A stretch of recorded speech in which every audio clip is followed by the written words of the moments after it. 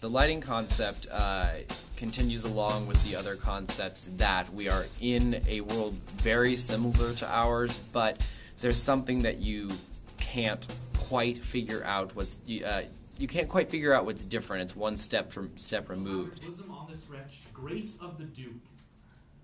Revenge is to your arm. Well, Peter kind of came up with this idea for kind of like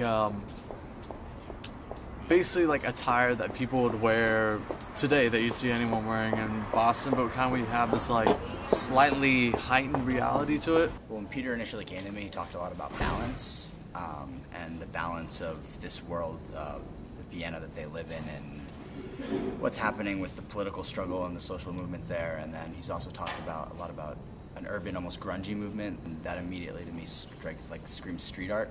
So over time, the concept for me developed into the difference between what is like actual statement-making political good street art as opposed to just like vandalism for the sake of vandalism. So as you're going through the show, you're seeing things that you feel like you're familiar with and you feel like you're relating with, but then it's just not quite. It's not quite there. It's just one hair away from being what you remember. So it sort of deceived the audience in that the entire time they felt like they understood and were relating to it, and then they realized that they don't really know what it was that was reminding them of.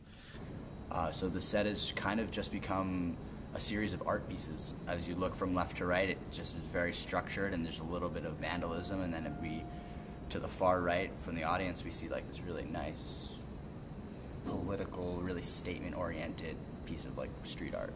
It's heightened. It's like a heightened sense, basically. But it still feels natural. It still has the natural properties. You know, sunlight is of a warm tone, moonlight is of a cool tone, but it's just heightened. Well, Lucio in some case has red pants, which kind of like colored jeans is kind of like something that you'd see people wearing.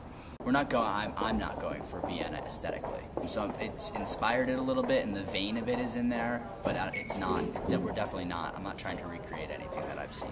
We have, to kind of represent nuns, we're going for more of a conservative style. We have this sort of portrait of the Duke, and it's a landscape portrait, which I kind of like because it's kind of aesthetically jarring, and we also are rendering the actual seal of the city of Vienna and making our own version of it. My favorite character to design is Ian Cardoni as Mr. Silverdun, as a drag queen. Well, I just got the heels, so I'm still getting used to them. I think he's enjoying it. We put him in heels yesterday, and he had trouble, but he's got to work it. I've never worn heels before, or had to walk around for an extended period of time or stand on stage with them. There is a pink corset, or it's a reddish pink corset. I got very odd questions when I was asking for a garter belt in stores.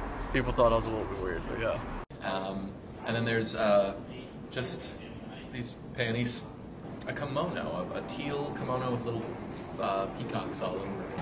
And Oren, who's doing the costumes, is just he's doing a phenomenal job. He brought in a robe that one of the characters is going to wear, and it was a big peacock, like satin silk robe, and that robe itself became my color scheme.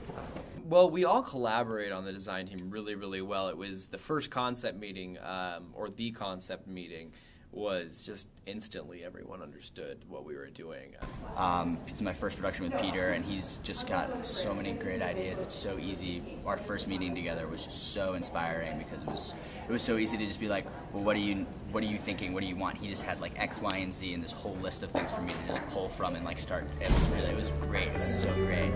It's very interesting, and something we do with the Shakespeare Society is always creating a different world. We never use our world. We always use a slightly different world, or something you can't quite put your finger on.